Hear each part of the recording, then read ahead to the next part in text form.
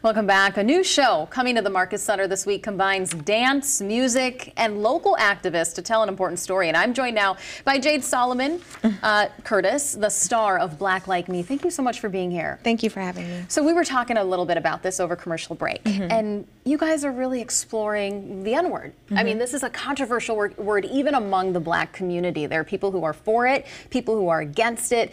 Tell us what you guys are going to be talking about, and how are you guys tackling such a complicated topic? Well, Black Like Me explores the reverb of a single word in a global community. And I say global because we utilize hip hop and with the understanding that hip hop has been exported around the world and therefore has penetrated multiple and many communities.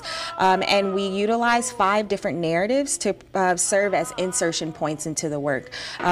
And understanding that there's the historical context and also how people currently believe that the word has been redeemed. So. Yeah, and I think sometimes the perspective is different even among generations, right? I mean, there are some people who say, you know, when people were lynched, the last word they heard was the N-word. And others say, we are taking the power away from this word, and we're using it as a term of endearment for one another, you know, if it ends with an A. What do you hope, what's the message that you hope people walk away with when they come to see this show?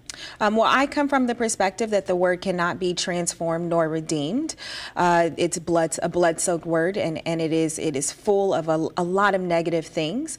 So that would be ideal, what people walk away with, but I truly want to raise the level of consciousness and knowledge around the word. I think that there's a lot of beliefs that hip-hop has transformed the word and somehow taken back the power, as you said.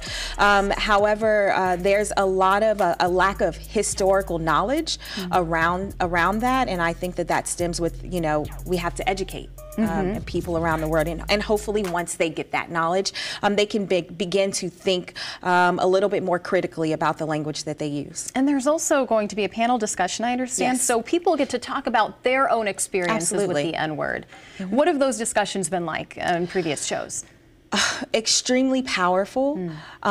We just got back from New Jersey at Monmouth University, and the most powerful experience we had was a young Black gentleman, about 14 years old, who said that I don't understand why I am perceived as being free, and I'm paraphrasing, perceived as being free and yet still captive. And so for a 14-year-old young man to express that and feel that after seeing the show is why the work exists. An important discussion to have. Absolutely. And I would say even not just for people who are part of the Black community, but people who aren't. Yeah.